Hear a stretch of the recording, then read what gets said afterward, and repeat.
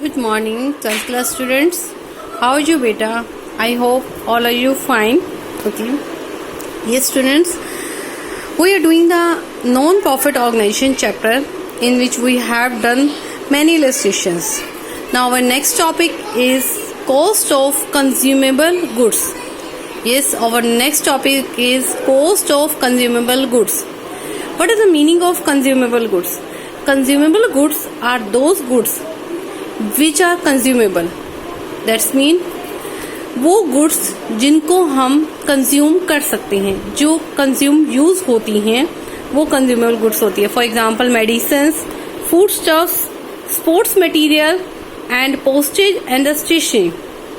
ठीक है, आप सोचोगे मेडिसिन मैम खाने की चीज है तो ऑफकोर्स कंज्यूम्ड है, फूड स्टफ भी खाने की चीज है तो कंज्यूम्ड है, and sports material, postage, stationery ये कंज्यूम कैसी है? ऑफकोर्स ये भी कंज्यूम होती है. अगर आपका काम ऐसा है जिसमें आप स्पोर्ट्स मैचेस करते रहते हैं बहुत ज्यादा, तो ऑफकोर्स आपकी स्पोर्ट्स मटेरियल जो है हर साल यूज होंगे, और जो भी आप साल के शुरू में स्टॉक खरीदेंगे वो साल के एंड में उतना स्टॉक नहीं बचेगा, क्योंकि आप स्पोर्ट्स मैचेस बहुत ऑर्गेनाइज करते हैं जिसमें आपका स्पोर्ट्स मटेरियल काफी यूज हो जाता है.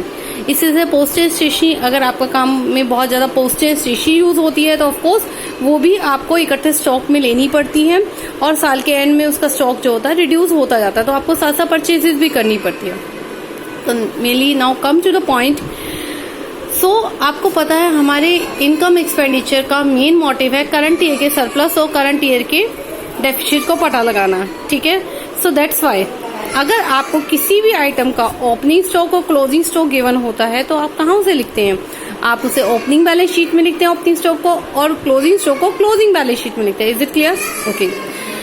और अगर आपको कंज्यूमेबल गुड्स दे रखे हैं और उनकी परचेजेस दे रखी हैं, एंड ओपनिंग स्टॉक दे रखा है एंड क्लोजिंग स्टॉक दे रखा है, तो हमें उनका कंज्यूमेबल निकालना होता है कि हमने पूरे साल में कितनी कंज्यूम की है. तो किस तरह से हम कंज्यूम निकालते हैं? अगर हमें किसी भी आइटम की परचेज दे रखी है, ओनली परचेज दे रखी है, तो सिंपल सी बात है, हम इसे कहाँ पे लिख देंगे? हम सिंपल इसे इनकम एक्सपेंडिचर अकाउंट के डेबिट साइड में लिखेंगे. बट अगर किसी की परचेज के साथ उसका ओपनिंग स्टॉक और क्लोजिंग स्टॉक दे रखा होता है, तो हम परचेज में ओपनिंग स्टॉक को ऐड करते हैं, क्लोजिंग स्टॉक को माइनस करते हैं, और करने के बाद जो आता है अमाउंट, वो अमाउंट कहा जाता है इनकम एक्सपेंडिचर के डेबिट साइड में. इनकम एक्सपेंडिचर के डेबिट साइड में. ऐसा क्यों है? इसका मतलब आपने जितनी परचेज की है उसमें आपने अपना ओपनिंग स्टॉक ऐड कर दिया कि हमने इस साल में इतना परचेज किया था और इतना हमारा स्टार्टिंग में स्टॉक था, और एंड में हमारा स्टॉक इतना बच गया, तो इसका मतलब हमने साल में कितना उसे यूज किया, तो जितना यूज होता है वही इनकम एक्सपेंडिचर के डेबिट साइड में आता है. तो इसीलिए इसे परचेज प्लस में ओपनिंग स्टॉक माइनस में क्लोजिंग स्टॉक करके जितना अमाउंट आएगा वो सारा का सारा आपके इनकम एक्सपेंडिचर अकाउंट के डेबिट साइड में जाएगा.